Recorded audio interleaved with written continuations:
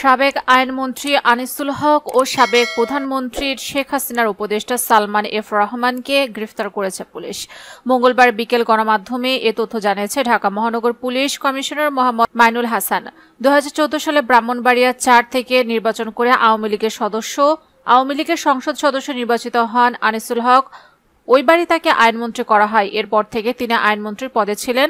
Salman F Rahman Bangladesh শিল্প ও বণিক সমিতি ফেডারেশনের সাবেক সভাপতি ও বেক্সিমকো গ্রুপের প্রতিষ্ঠাতাদের একজন। তিনি আওয়ামী লীগ সভাপতি শেখ হাসিনার বেসরকারি খাত বিষয়ক উপদেষ্টা ছিলেন।